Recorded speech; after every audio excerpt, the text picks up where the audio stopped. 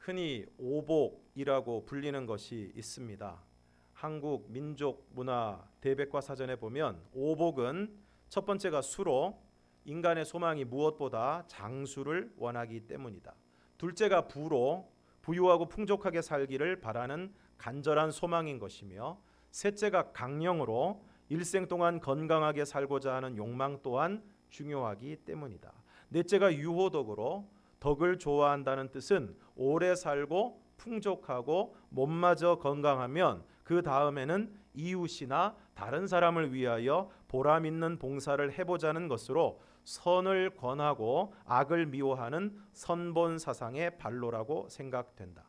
마지막으로 고종명은 죽음을 깨끗이 하자는 소망으로 모든 사회적인 소망을 달성하고 남을 위하여 봉사한 뒤에는 객지가 아닌 자기 집에서 편안히 일생을 마치기를 바라는 소망이 담겨 있다라고 기록하고 있습니다.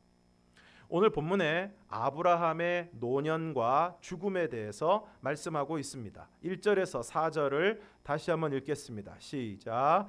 아브라함이 후처를 맞이하였으니 그의 이름은 그두라라. 그가 시므란과 욕산과 무단과 미디안과 이스박과 수아를 낳고 욕산은 스바와 드단을 낳았으며 드단의 자손은 아수르 족속과 루두시 족속과 루음미 족속이며 미디안의 아들은 에바와 에벨과 한옥과 아비다와 엘다아인이 다 그두라의 자손이었더라.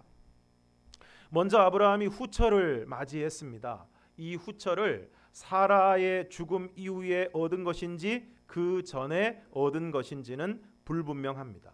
그래서 이 부분에 대한 성경학자들의 주장이 분분합니다. 어떤 사람은 아내 사라와 오랫동안 살아왔으니 그냥 혼자 살다가 죽으면 아름다울 것을 후처를 두었다고 말하는데, 특히 칼빈은 이 구절을 다음과 같이 주석을 하고 있습니다. 아내가 죽었다 하여 노쇠한 몸으로 또다시 결혼을 했다면 아브라함의 큰 어리석음에 틀림없다. 분명히 말해서 아직 사라가 살아있을 때 아브라함이 또 아내를 얻었다면 내 생각으로는 그랬을 가능성이 가장 많다. 그의 음행적인 결합은 결코 하나님의 축복을 받을 값어치가 없는 것이다. 또 어거스틴은 이 구절을 해석하면서 어떻게 100살이 넘은 사람이 자녀를 6을 둘 수 있었을까 하며 하나님께서 아브라함에게 회춘의 은혜를 주셨다고 주석을 하였습니다. 또 루터는 아브라함이 약속의 자녀들을 얻으려는 경건한 관심 때문에 다른 여자들과 관계를 맺었다고 아브라함의 행동을 미화하려고 합니다.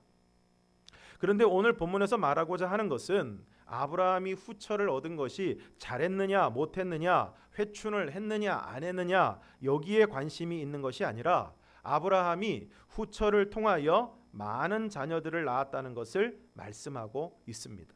그리고 그것이 아브라함을 향한 하나님의 약속의 성취임을 말씀하고 있습니다. 창세기 17장 4절에서 6절 말씀을 우리가 함께 읽겠습니다. 시작. 보라, 내 언약이 너와 함께 있으니 너는 여러 민족의 아버지가 될 것이라.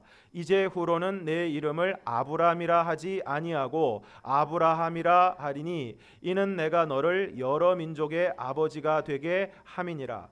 내가 너로 심히 번성하게 하리니 내가 내게서 민족들이 나게 하며 왕들이 내게로부터 나오리라. 원래 아브라함의 이름은 아브람이었는데 아브람이라는 이름의 뜻은 존귀한 아버지라는 뜻입니다. 그리고 아브라함으로 이름이 바뀌게 되는데 4절에 나오는 것처럼 여러 민족의 아버지라는 뜻입니다. 그리고 6절에서 내가 너로 심히 번성하게 하리니 내가 내게서 민족들이 나게 하며 왕들이 내게로부터 나올 것이라고 말씀하고 있습니다. 아브라함은 평생 자녀가 없어 고생했던 사람입니다. 그런데 100세에 이삭을 낳은 후에 하나님께서 말씀하신 대로 번성하게 하십니다. 여러 민족의 아버지가 되게 하시고 아브라함을 통해 민족들이 나고 왕들이 아브라함으로부터 나오게 됩니다. 이처럼 하나님의 약속은 성취됩니다. 노년에도 성취됩니다. 다음으로 아브라함이 자신의 인생을 정리합니다. 5절과 6절을 함께 읽겠습니다. 시작. 아브라함이 이삭에게 자기의 모든 소유를 주었고 자기 서자들에게도 재산을 주어 자기 생전에 그들로 하여금 자기 아들 이삭을 떠나 동방 곧 동쪽 땅으로 가게 하였더라. 우리나라에 박사학위를 받은 사람이 거의 없을 당시에 미국에 가서 경영학 박사까지 받고 오신 분이 계십니다. 그리고 이분이 회사를 잘 경영해서 8개나 되는 계열 회사를 가지게 되었습니다. 그런데 안타깝게도 이분이 사업이 잘 되고 좀 안정되었다 싶었을 때 암에 걸렸습니다. 그리고 이 암의 진행 속도가 너무 빨라서 의사가 의학적으로는 일주일밖에 살 수 없다고 가족들에게 이야기를 했습니다. 그런데 그 말을 가족들이 차마 본인에게 할 수가 없었습니다. 그래서 목사님에게 부탁을 했습니다. 목사님, 우리 남편에게 이 말을 해서 유산을 어떻게 사용하는 것이 좋을지, 회사는 누가 맡는 것이 좋을지, 그리고 혹시 은행 계좌들은 어떻게 가지고 계시는지 정확하게 알아주시면 좋겠습니다. 왜냐하면 이분이 가정에 와서는 도무지 자기가 관리하는 것들에 대해서 이야기를 하지 않았기 때문입니다. 그래서 목사님이 병실을 찾아가서 이야기합니다. 그분이 장로님이셨습니다. 장로님, 죄송하지만 의학적으로는 다시 소생할 가능성이 없다고 합니다. 물론 하나님이 기적을 행하시면 더 오래 사실 수도 있습니다. 하지만 지금 장로님께서 유언장을 만드시는 것이 좋겠습니다. 그랬더니 그때까지 그냥 누워서 아파서 신음만 하고 계시던 이분이 갑자기 벌떡 일어나시면서 죽기는 내가 왜 죽어? 하시더니 다음날 혼수 상태에 들어가셨습니다. 그리고는 깨어나지 못하신 채 열흘 후에 돌아가셨습니다. 문제는 그 다음부터입니다. 8개의 계열 기업이 있었는데 자녀가 7명이었습니다. 그래서 서로 좋은 회사를 가지겠다고 자녀들이 싸우기 시작하더니 그 재판을 몇 년 하니까 재산이 다 날아가 버렸습니다. 그리고 형제들은 서로 원수가 되었습니다. 오늘 5절에 보면 아브라함이 이삭에게 자기의 모든 소유를 주었다고 말씀하고 있습니다. 이것은 이미 창세기 15장 4절에서 하나님이 말씀하신 대로 내 몸에서 날 자가 내 상속자가 되리라 하신 말씀대로 이삭이 아브라함의 합법적인 상속자가 되어 재산뿐만 아니라 가나안 땅에 대한 약속과 하나님의 복까지 물려받게 된 것을 말씀하고 있는 것입니다. 뿐만 아니라 자기의 서자들에게도 재산을 주었다고 말씀하고 있습니다. 아브라함 당시 서자들에게는 재산의 상속권이나 가문의 계승권이 주어지지 않았습니다. 그러나 아브라함은 자기의 서자들에게도 재산을 나누어 주었습니다. 그리고 자기 생전에 그들로 하여금 자기 아들 이삭을 떠나 동방 곧 동쪽 땅으로 가게 했다고 말씀하고 있습니다. 중요한 것이 무엇입니까? 자기 생전에 그렇게 했다는 것입니다. 앞서 말씀드린 것처럼 생전에 하지 않으면 사후에 어려움이 생깁니다. 그러므로 생전에 잘 정리하는 것이 중요합니다. 우리나라에 유산 안 남기기 운동 본부라는 것이 있습니다. 이 운동은 1984년 기독 실업인들이 모인 자리에서 당시 강사였던 서울대 손봉호 교수님이 기독교인과 재물에 대한 주제로 강의를 하면서 비기독교인과 기독교인은 물질에 대한 태도가 달라야 한다고 말씀하시면서 평생 사회로부터 공급받은 은혜를 갚는 의미로 재산의 사회 환원을 말씀하셨다고 합니다. 모임 직후에 최태섭 한국유리회장 그리고 최창근 주미랄 회장 등을 주축으로 유산 남기지 않기 운동이 발기가 되었고 거창하게 홍보하기보다는 가까운 친구에게 가슴에서 가슴으로 확산시키고자 했는데 그동안 회원들이 속한 공동체를 통해서 잔잔히 퍼져나갔고 30년간 1200명의 회원이 생겼다고 합니다.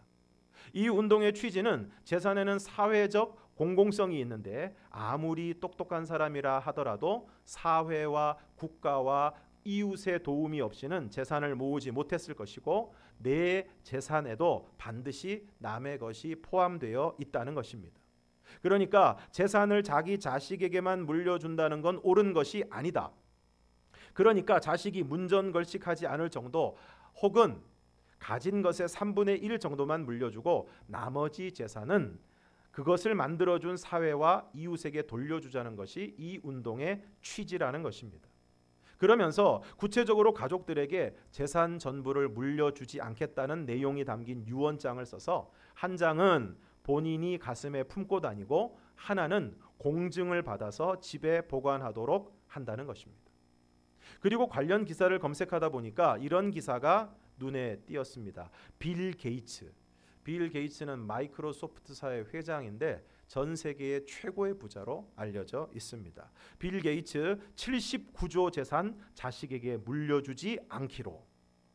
한 영국 일간지에 따르면 빌 게이츠는 자신의 재산 79조 6,320억 원을 자신의 재단인 빌 앤 멜린다 게이츠 재단에 기부하기로 결정을 했다는 것입니다. 이 기사가 난 것이 2016년 10월 27일인데 그 기사, 그 포브스가 공개한 현재 그의 재산은 785억 달러, 우리 돈으로 85조 6천억 원인데 자녀들이 살 수 있을 정도의 유산만을 남기고 나머지 재산은 다 기부를 하겠다고 결정하고 발표를 했다는 것입니다. 대신 빌 게이츠는 자녀들이 좋은 교육을 받을 수 있게 해줄 것이라고 밝혔습니다. 그러면서 자녀들에게 막대한 돈을 남기기보다는 교육을 통해 그들만의 삶을 살 수 있도록 하겠다고 이야기를 했습니다. 그리고 이런 결정을 하게 된 배경에는 많은 돈이 아이들에게 독이 될 수 있다는 판단을 했다는 것입니다. 빌 게이츠에게는 3명의 자녀가 있는데 큰딸이 스탠포드 대학교 2학년이고 나머지 둘은 시애틀에서 학교를 다니고 있다고 합니다. 그리고 그 기사 마지막에 이런 내용이 있습니다. 세 자녀는 부모님의 전 재산 환원 기부가 자랑스럽다고 말한 것으로 전해지고 있다. 물론 조금 시간이 지나서 그 자녀들이 땅을 칠 수도 있을 것입니다. 그러나 어쨌든 귀한 결정을 한 것이라는 생각이 듭니다. 내 재산이 다 내 재산이 아니라는 생각, 재산의 공공성을 인정하고 그것을 사회와 이웃에 돌려주자는 것입니다. 그리고 그것을 유언장을 통해서 기부를 통해서 자기가 살아있는 동안에 그것을 행하는 것입니다. 죽으면 가지고 가지를 못합니다. 그러므로 살아생전 잘 쓰는 것이 중요합니다. 물론 일정 정도의 저축도 필요하고 어느 정도의 삶의 필요를 위한 준비도 필요합니다. 하지만 그만큼 살아생전 잘 쓰는 것이 또 의미 있게 사용하는 것이 중요합니다. 시편 90편 10절에서 12절을 우리가 함께 읽겠습니다. 시작. 우리의 연수가 70이요 강건하면 80이라도 그 연수의 자랑은 수고와 슬픔뿐이요 신속히 가니 우리가 날아가나이다. 누가 주의 노여움의 능력을 알며 누가 주의 진노의 두려움을 알리이까. 우리에게 우리날 계수함을 가르치사 지혜로운 마음을 얻게 하소서. 12절에서 이렇게 기도하고 있습니다. 우리에게 우리날 계수함을 가르치사 지혜로운 마음을 얻게 하소서. 천년 만년 살지 않습니다. 장례식에 갈 때마다 생각합니다. 나도 언젠가는 죽는다. 인생의 남은 날이 얼마인가를 생각하면서 자신의 삶을 정리하는 것이 복된 인생입니다. 아브라함이 그랬고 다윗이 그랬고 예수님이 그러하셨습니다. 오늘 저와 여러분도 그렇게 할 수 있기를 바랍니다.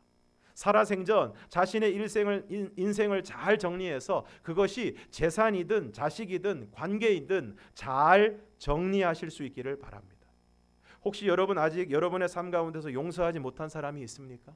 풀지 못한 마음이 있습니까? 어떤 목사님이 말기암으로 투병하다가 이제 마지막 순간을 맞이하게 된 집사님을 찾아가서 예배를 드리게 되었습니다. 그런데 2차례나 예배를 드렸는데도 이분이 아주 괴로워하시는 것입니다. 그래서 목사님이 집사님 무슨 미련이 있으시냐고 물었더니 이 집사님 하시는 말씀이 예수님을 몰랐던 10년 전에 한 동네에 사는 분과 대판 싸웠다는 것입니다. 싸움이 얼마나 격했던지 두 사람은 서로 삽으로 위협하면서 싸우고 화해 없이 헤어졌다는 것입니다. 그러다가 예수를 믿고 교회에 나가게 되었는데 그럼에도 그분과는 계속 원수처럼 여기고 서로 말없이 지내왔다는 것입니다. 그러면서 하시는 말씀이 목사님 그 사람 찾아가서 나는 당신을 용서했다. 당신도 나를 용서해 달라고 전해주세요. 내가 용서받고 용서해야 하나님이 천국 문을 열어주실 것만 같습니다. 목사님이 곧장 그분을 찾아가서 용서받고 용서하는 중보자가 되었습니다. 그러므로 사랑하는 성도 여러분, 오늘 저와 여러분이 살아생전 우리의 인생을 잘 정리하고 인생의 마지막 때를 맞이하는 은혜가 있기를 주님의 이름으로 축원합니다. 마지막으로 아브라함은 복된 죽음을 맞이하게 됩니다. 본문 7절에서 10절을 우리가 함께 읽겠습니다. 시작. 아브라함의 향년이 175세라. 그의 나이가 높고 늙어서 기운이 다하여 죽어 자기 열조에게로 돌아가매 그의 아들들인 이삭과 이스마엘이 그를 마물의 앞 헷 족속 소할의 아들 에브론의 밭에 있는 막벨라 굴에 장사하였으니 이것은 아브라함이 헷 족속에게서 산 밭이라. 아브라함과 그의 아내 사라가 거기 장사되니라. 아브라함의 향년, 그러니까 살아온 날들의 수가 175세입니다. 처음에 말씀드렸던 오복 가운데 첫째가 수, 장수의 복이라고 말씀을 드렸습니다. 175세니까 아브라함은 장수의 복을 누렸습니다. 8절에서 그것을 확인해 줍니다. 그의 나이가 높고, 또 그 다음이 중요합니다. 늙어서 기운이 다하여 죽었다 라고 말씀하고 있습니다. 아브라함은 늙어서 기운이 다하여 죽었습니다. 강령의 복을 누렸습니다.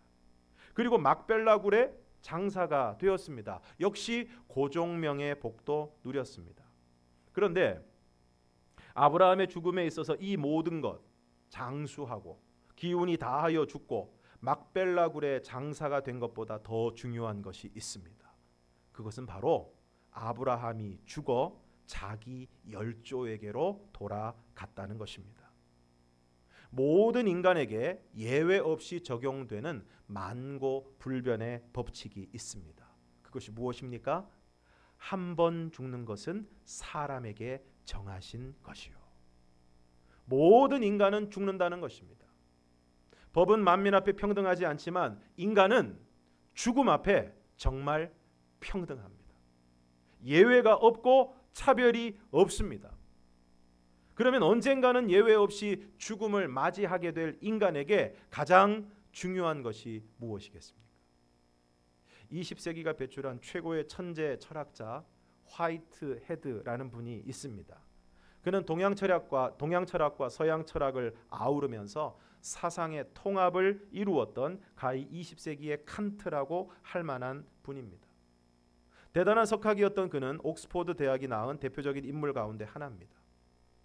그는 나름대로 성공하고 모든 것을 가졌습니다. 대철학자, 대학자로서의 자부심도 있었고 또 자기 인생에 대한 체계적인 시스템도 있었습니다. 거기다가 이분이 인격까지 훌륭했습니다. 가진 것이 많고 천재고 똑똑하고 배운 것이 많은 사람, 교만하기 쉬운데 인격도 훌륭했습니다. 성품이 온화하고 다른 사람들을 잘 도와주는 사람이었습니다. 그런데 하루는 자동차를 타고 가는데 어떤 아주머니가 굉장히 힘들어하면서 걸어가고 있는 모습을 보았습니다.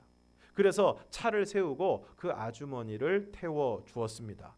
그런데 자동차에 타면서 그 아주머니가 웃으면서 다음과 같이 이야기를 했습니다. 아, 이렇게 지나가는 사람에게 친절을 베푸시는 것을 보니까 예수님을 믿으시나 봐요. 이에 화이트헤드가 아니라고 하면서 이렇게 이야기를 했습니다. 아주머니, 예수 안 믿어도 성숙한 인격만 가지고 있으면 이렇게 살 수 있습니다. 그리고 그는 나름대로 철학적인 이야기를 쉽게 풀어주면서, 원래 많이 알고 똑똑한 사람이 어려운 것도 쉽게 잘 설명해 줄 수가 있습니다.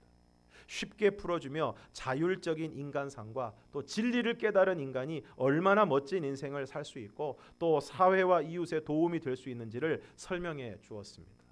그런데 그의 이야기를 한참 듣고 있던 아주머니는 이해를 못하겠다는 표정을 지으면서 화이트헤드에게 한마디를 툭 던졌습니다. 앞서 한 이야기는 내가 무슨 소리인지 잘 모르겠고 나이도 지긋한 사람이 어쩌자고 예수를 안 믿어. 이 말은 아주머니가 화이트헤드를 설득하고자 한 것이 아니었습니다.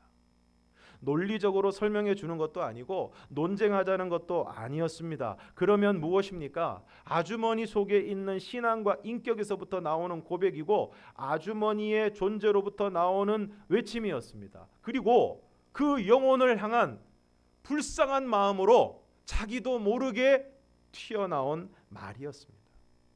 아무리 많이 배운 세계의 석학이든 철학자든 돈이 많은 사람이든 아주머니에게는 별로 의미가 없는 것입니다. 아주머니에게 있는 것은 오직 이것입니다. 나이도 지긋한 사람이, 인생이 얼마 남지 않았는데 어쩌자고 예수를 안 믿어. 화이트헤드는 순간 뒤통수를 한 대 맞은 느낌이었습니다. 그리고 그날 이후 계속해서 그 아주머니의 말이 생각이 났습니다.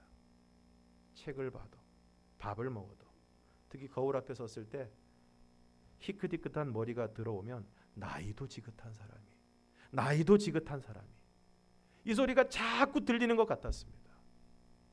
결국 견디다 못한 그는 다음 주일에 예배를 드리기 위해서 자기 대학에 있는 채플 예배에 참여하게 되었습니다. 예수님이 십자가에 달리실 때 함께 달린 사람들이 있었습니다.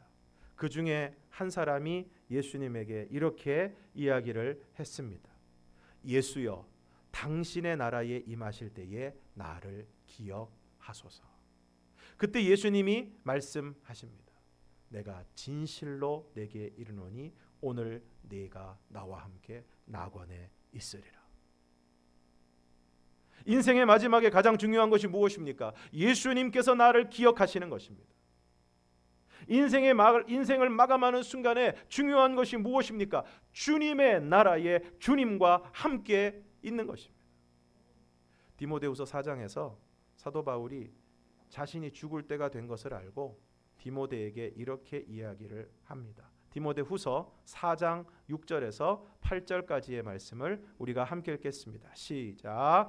전제와 같이 내가 벌써 부어지고 나의 떠날 시각이 가까웠도다. 나는 선한 싸움을 싸우고 나의 달려갈 길을 마치고 믿음을 지켰으니 이제 후로는 나를 위하여 의의 면류관이 예비되었으므로 주 곧 의로우신 재판장이 그날에 내게 주실 것이며 내게만 아니라 주의 나타나심을 사모하는 모든 자에게도니라.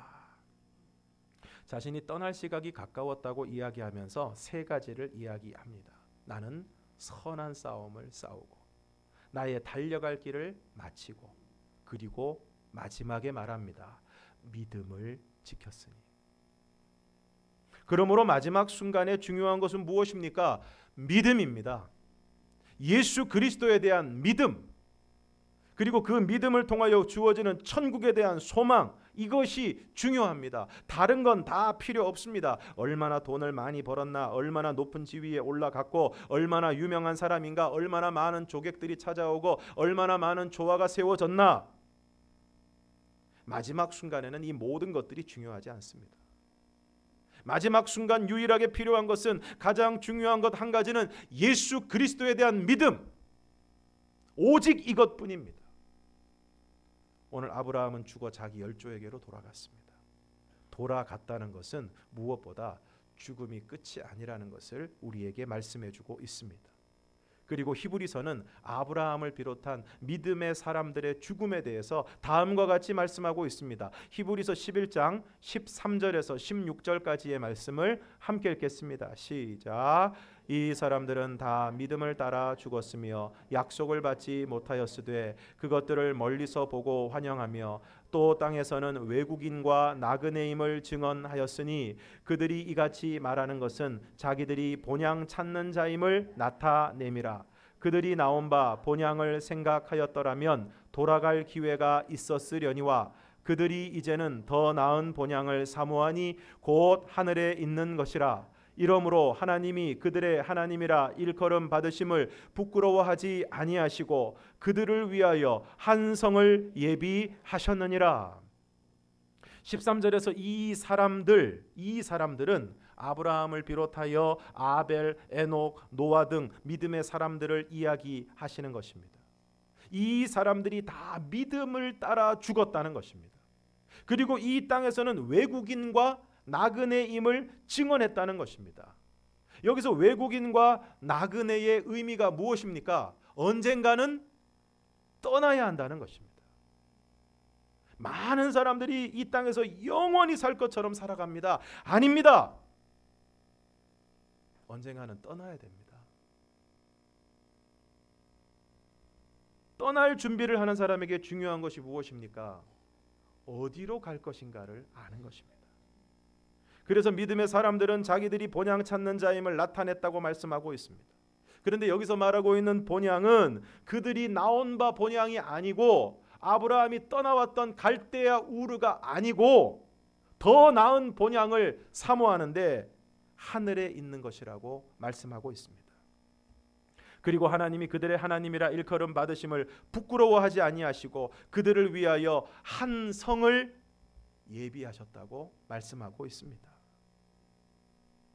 천상병 시인의 귀천이라는 시가 있습니다. 나 하늘로 돌아가리라. 새벽빛와 닿으면 쓰러지는 이슬 더불어 손에 손을 잡고 나 하늘로 돌아가리라. 노을빛 함께 단둘이서 기슭에서 놀다가 구름 손짓하면은 나 하늘로 돌아가리라. 아름다운 이 세상 소풍 끝내는 날 가서 아름다웠더라고 말하리라. 사랑하는 성도 여러분, 오늘 저와 여러분이 자신의 삶을 잘 정리하고 돌아갈 곳이 있는 사람이 되기를 바랍니다.